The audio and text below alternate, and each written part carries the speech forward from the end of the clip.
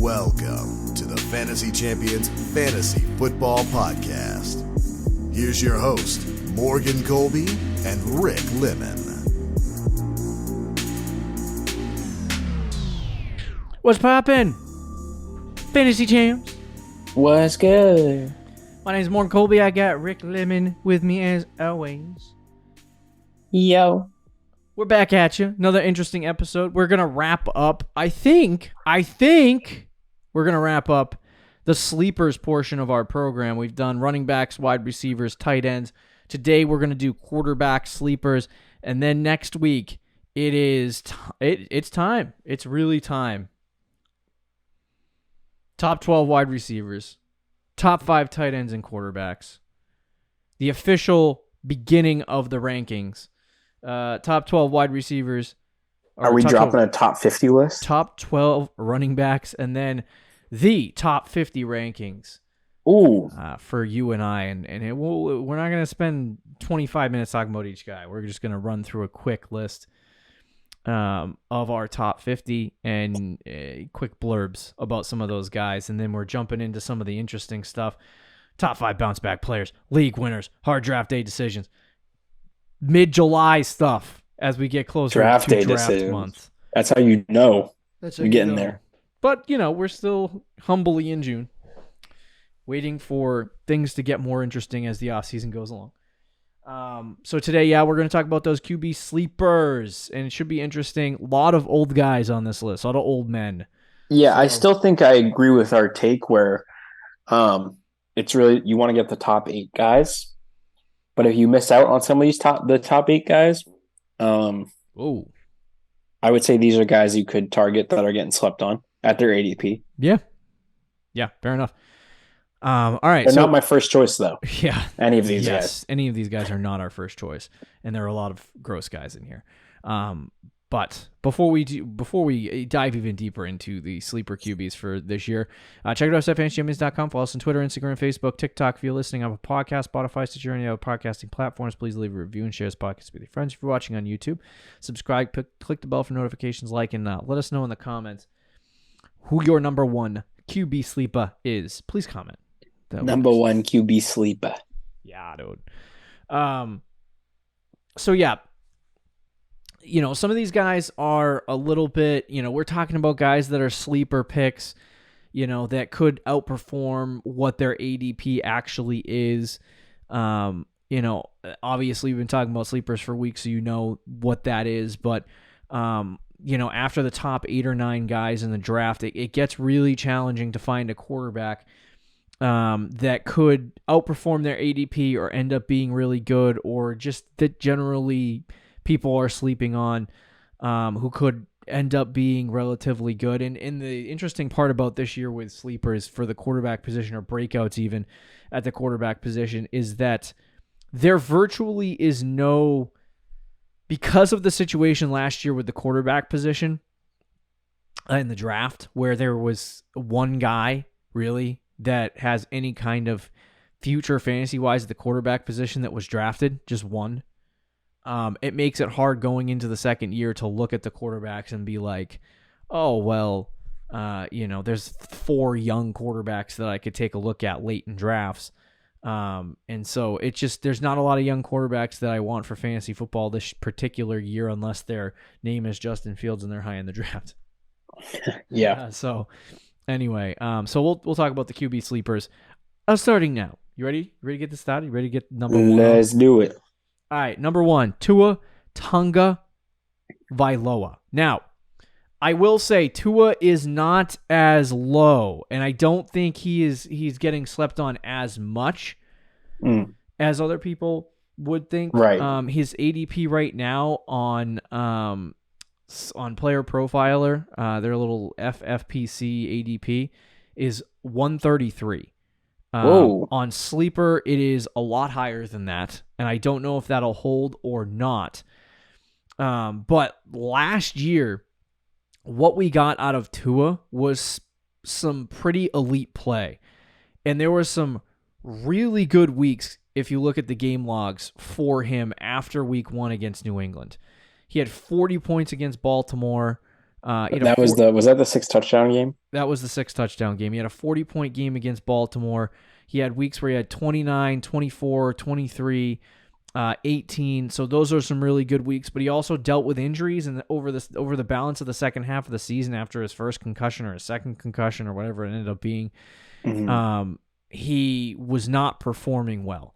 So he was kind of inconsistent at times, but had a stretch where he could be a top 5 quarterback in fantasy football. Now, that's not what the anticipation is for me for Tua Tagovailoa. But what I do think he can do is have success at the quarterback position because of his talented weapons that would lead him to have a lot of really good fantasy weeks.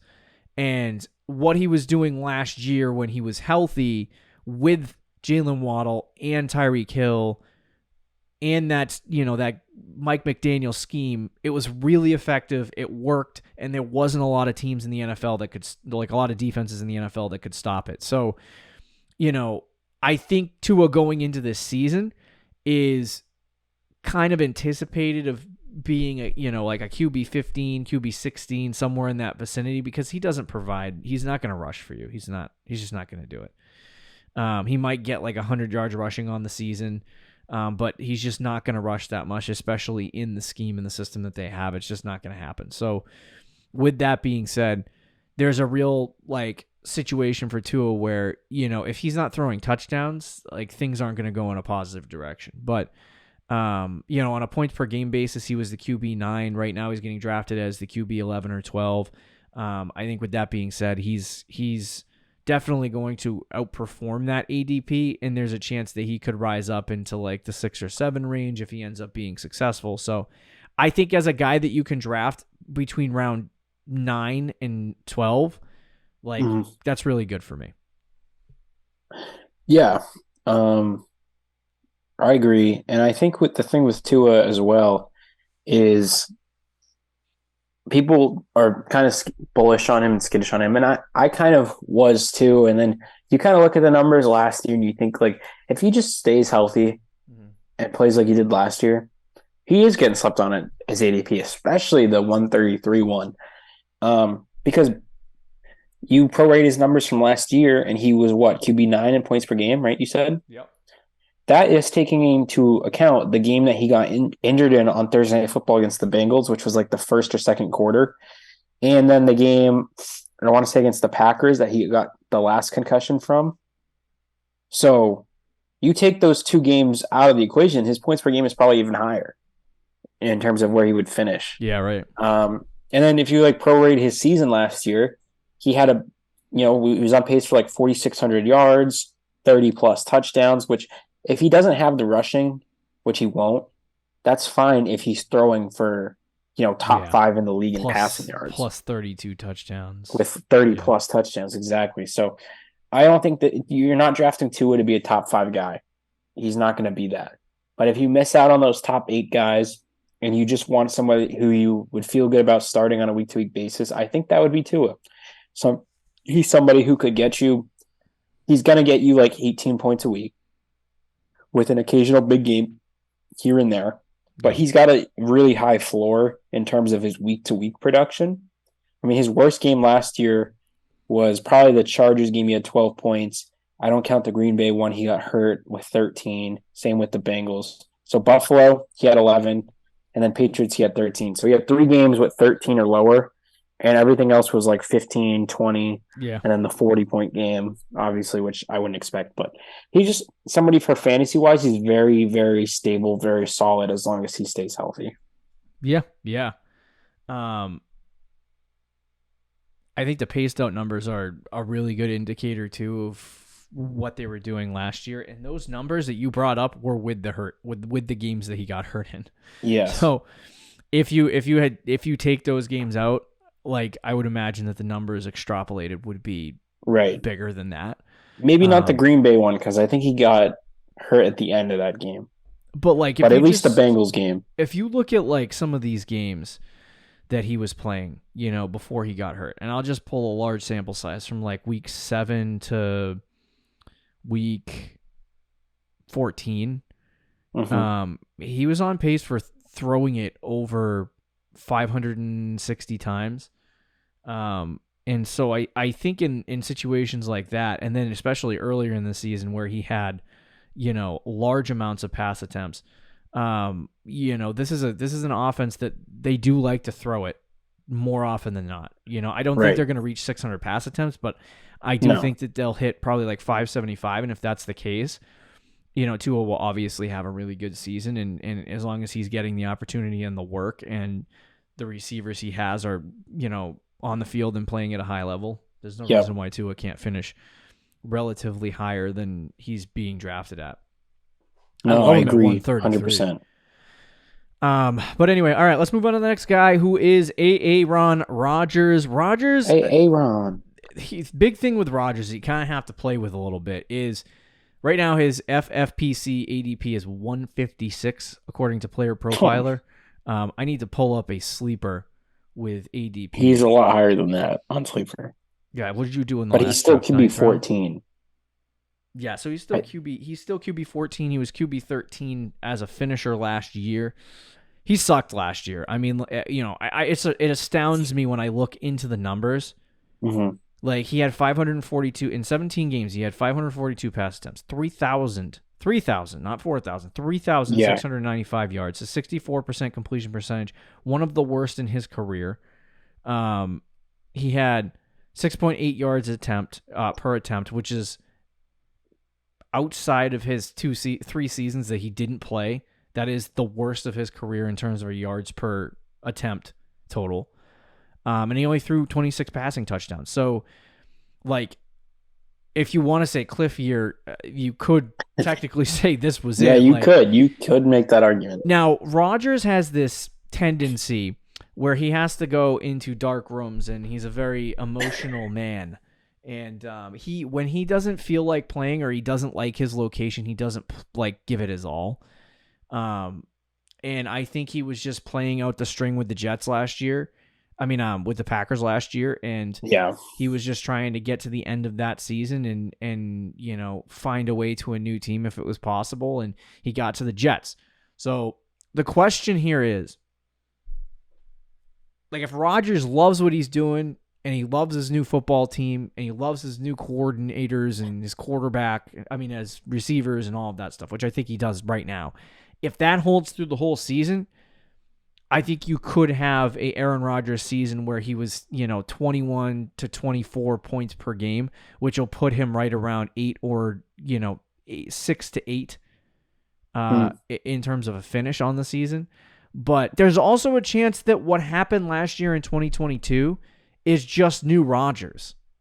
Yeah, which is the cliff. Which he's not good anymore. He throws 25 touchdowns. He gets 3,600 yards.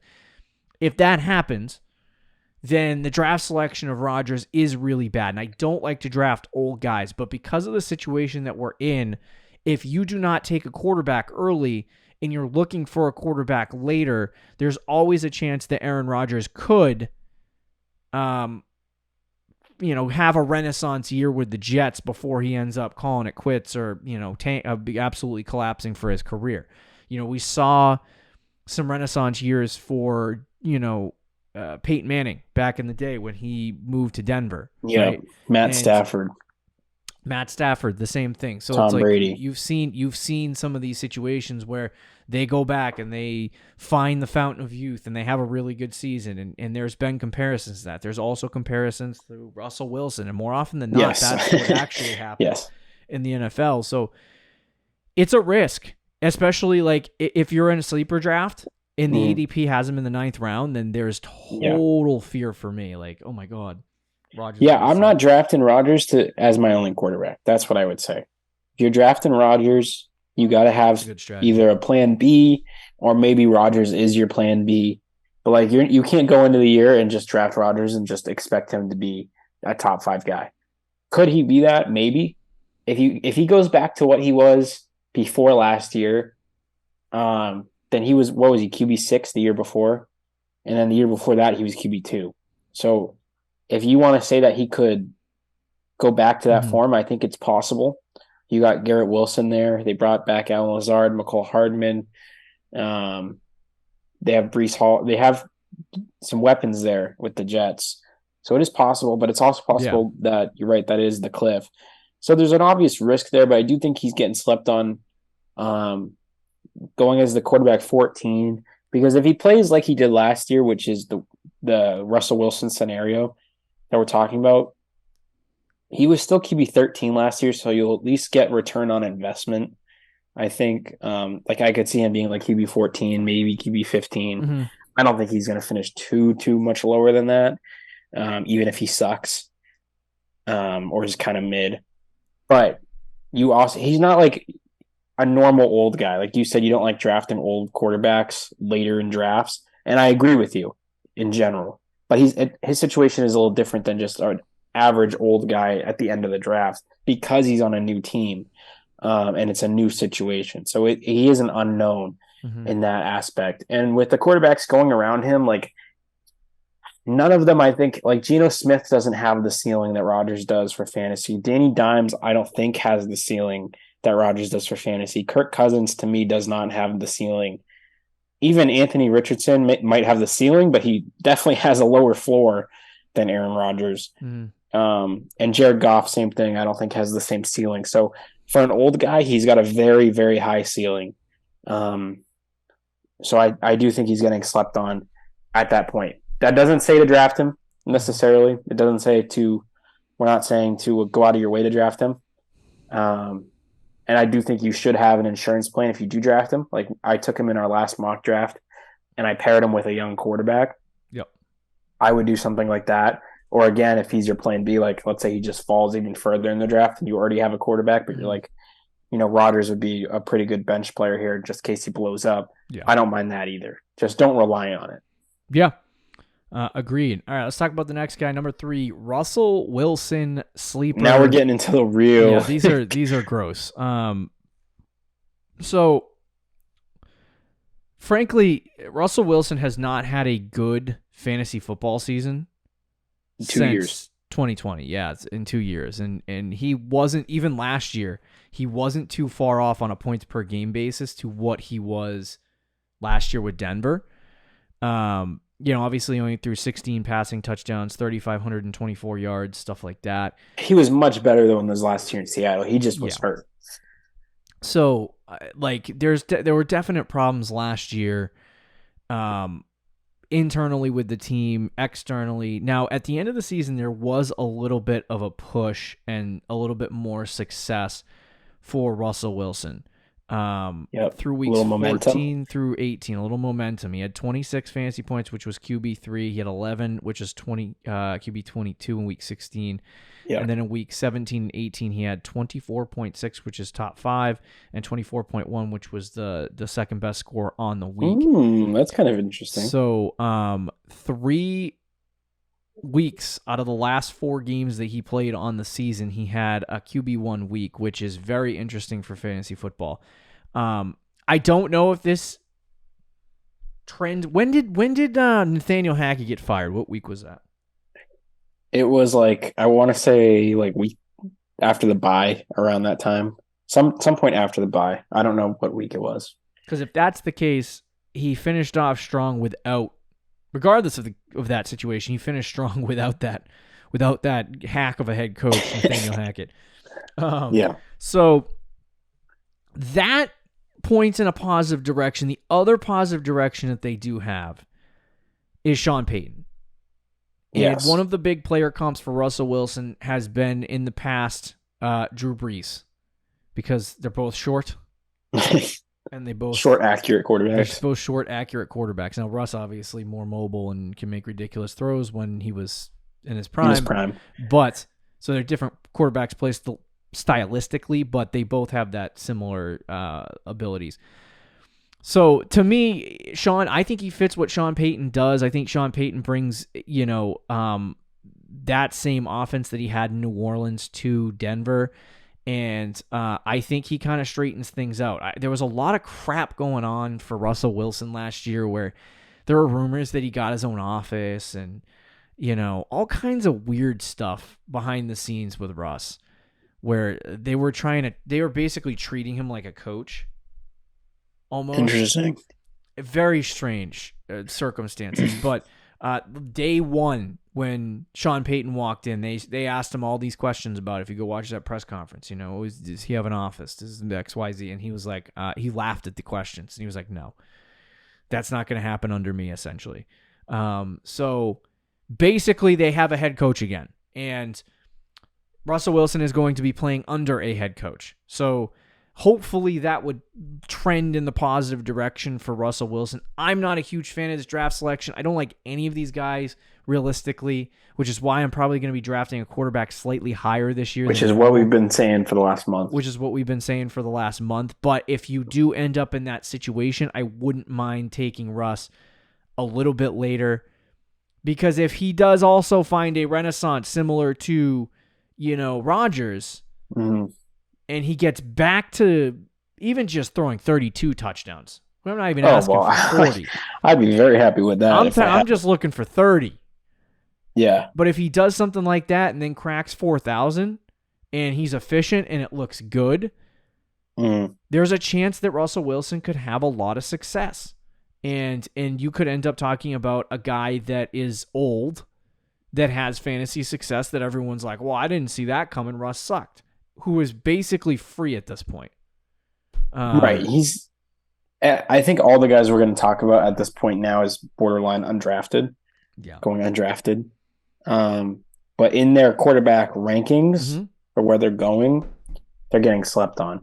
And I think you're right with Russ. Like, he's obviously such a massive risk. I mean, he's not because of where he's going, but in terms of he could just very easily suck and be washed and all those things.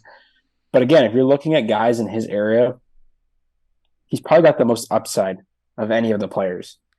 And I was looking at Sean Payton and his offensive ranks historically as an offensive coordinator or head coach.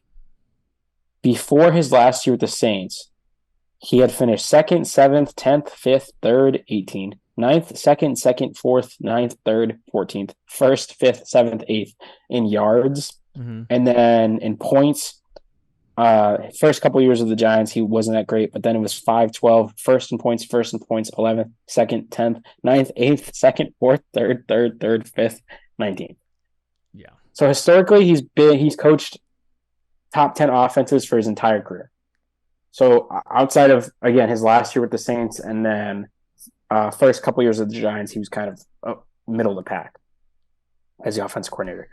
But historically speaking, he's one of the best offensive coaches in the last 20 years or so. So you're getting him. I think that is a huge upgrade over Nathaniel Hackett. But if Russ is washed, he's washed. Like, he's going to suck either way. Yeah. But if he has something left in the tank, he's going to be a great draft pick at the end of drafts. Yeah. Because the Broncos still have talent. They still have Jerry Jeudy. They still have Cortland Sutton. KJ Hamler is a good deep threat guy. Tim Patrick's kind of a mid-average guy, but as your fourth receiver, because he didn't play last year, he tore his ACL in training camp. So he's coming back. He's an okay depth guy. They drafted, was it Marvin Mims in the second round? Yeah.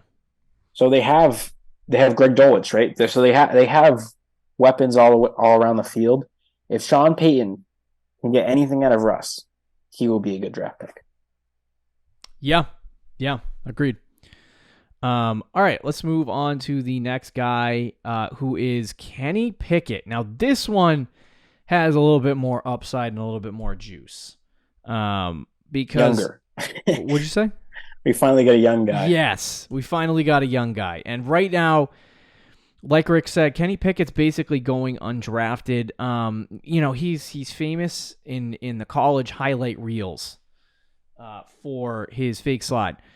Yeah. And last year, he came out in his rookie season, and he had 237 rush yards and 3 rushing touchdowns, which very interesting, very intriguing if you're looking at Kenny Pickett. For a guy that played in 13 games to have 237 rush yards, that gives you a little bit of a positive fantasy football look at him, because we talked about his college metrics and all of that stuff, and how in college he had some rushing attempts, but he it wasn't the main part of his game. The most rushing yards he had at when he was at Pittsburgh were 233 rush yards.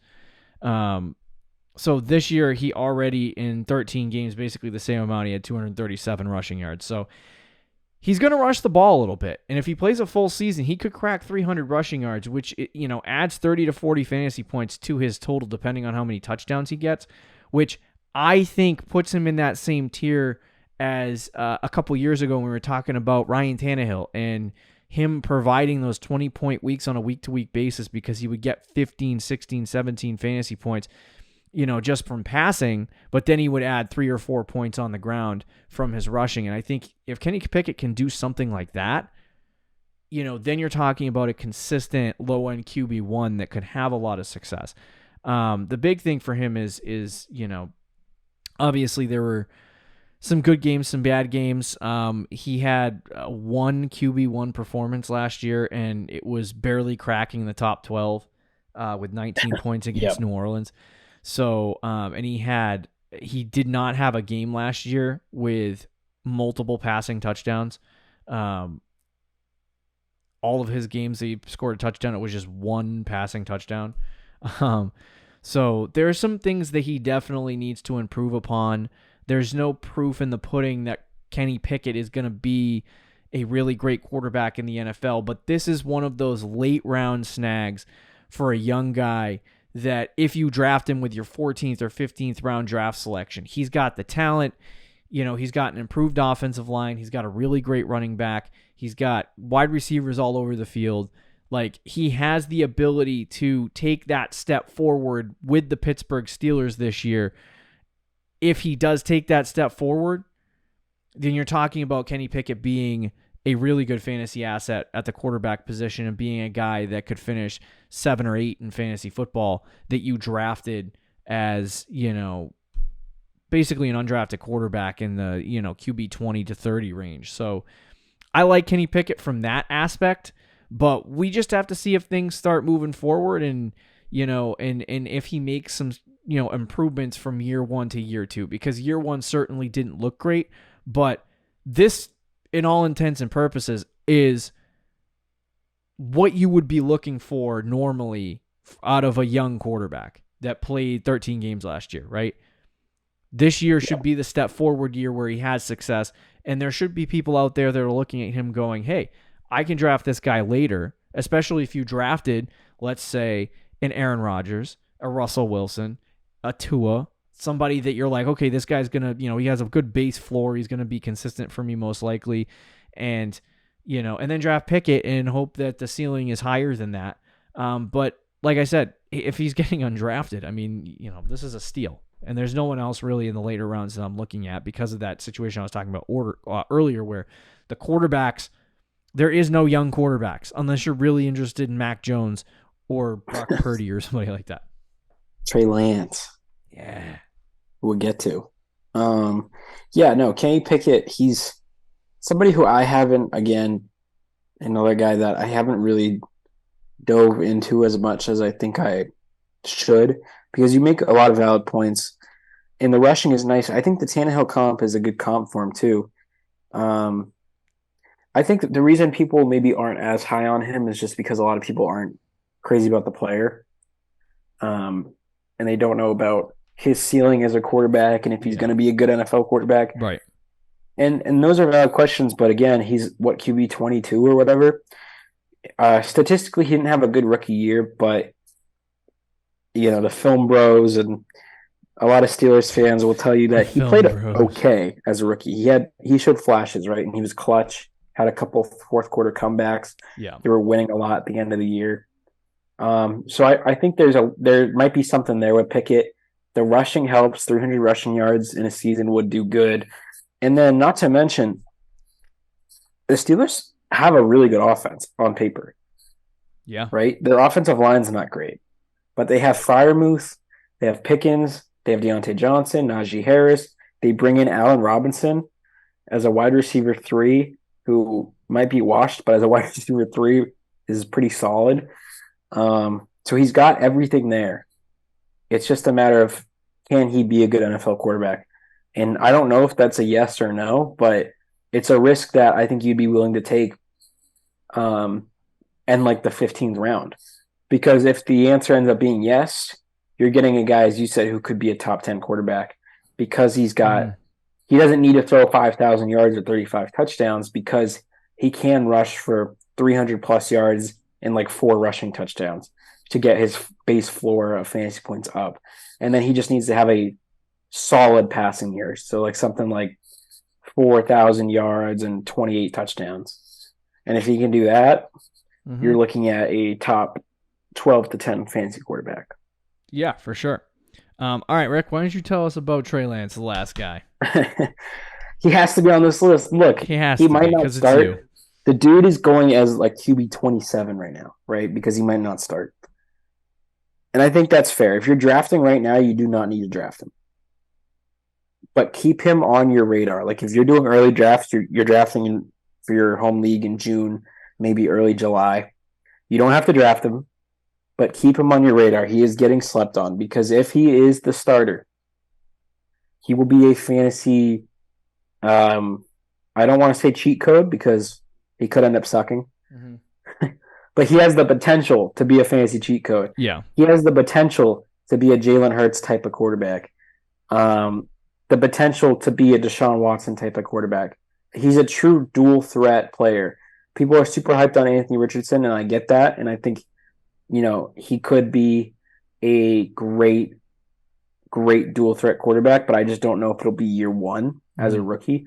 Trey Lance is going into year 3. If he gets the starting position, let's think about this. He has Christian McCaffrey, George Kittle, Brandon Ayuk, Deebo Samuel. A very good offensive line. Sheesh. Kyle Shanahan is a head coach. He is in the perfect situation, and he's a rushing quarterback. Mm-hmm. Like, it just screams draft me. And again, I'm not saying to draft him yet because we don't know if he's a starter, but definitely be ready to pick him up immediately because I think we could come around to August, and if he gets announced that he's starting week 1, he will fly up draft boards. And if he doesn't, you got to smash to draft Trey Lance at the end of like the 14th, 15th round. Yeah. Rushing is king. Rushing is king. That is for sure. The problem, obviously, being that they like Brock Purdy. They think he's going to be the starter, and it all depends on, Rick and I were talking about before the show, like, it would be smart for them to hold Brock Purdy off as long as they can if they believe that, he's going to be the starting quarterback. Hold him off, let him get healthy. Don't start him week 1 out of desperation. And let's see if you got something in Trey Lance, because if Trey Lance ends up being really good, you use the 3rd overall selection for him. So it's like if he ends up being really good and breaks out, then you don't go back to Purdy. You stick with your number 3 overall pick quarterback and hope things develop over time. And that would be the smartest move for them. But there are reports that Brock Purdy may start week 1. There are also reports that Sam Darnold could beat out Trey Lance in a QB competition and that Trey Lance wouldn't hit the field. So the risks that you take, with drafting Trey Lance are massive. You know what I mean? Like, you could be in the 15th round, 14th, 15th round. You could be selecting a player that may not even start. And if that's the case and he's not the starter, it's going to be a quick cut. But like Rick said, you might not even be drafting him. You could just, pick him up off the waiver. You really don't have to. You could just pick him up off the waiver wire. But if he's projected to be the starter week 1 and he gets the first month of the season, like Rick said, rushing is king. That's what Trey Lance will do. I think there's improvements. He's in a great offense and things could go in a positive direction for Trey Lance. But the main thing that scares me is just the fact that we don't know. You know what I mean? Now, we talked about putting Trey Lance / Brock Purdy on this list. The reason why Brock Purdy is not a slash is because they're really, to me, he kind of reminds me of Jimmy G, where he could provide some really good fantasy football weeks, but I don't think he's going to provide a high ceiling for fantasy football where he could become a Joe Burrow, for example. I just don't think that's in the cards for Brock Purdy. So I think his highest fantasy finish could be QB 10, maybe. which, you know, he'll end up being QB7 and everyone will roast me, but no, but I just don't think the ceiling is that high for him. I think he's a streamable quarterback, and I don't think it would be worth drafting him. Whereas I think if Trey Lance plays a little bit this year or starts it all this year, you know, he could earn that job and he could score a lot of fantasy points and be successful. So I think there's some positive things to look at in both directions, but you know, Lance, I definitely would say is a sleeper at this point, especially if he gets to camp, right? And they're talking about him being the starter week 1 with Brock Purdy missing time. I would draft Trey Lance and see where that goes. Right. It would be a risk if you had to draft him. Like if he's getting drafted as like a top 15 quarterback right now, then it would be a risk.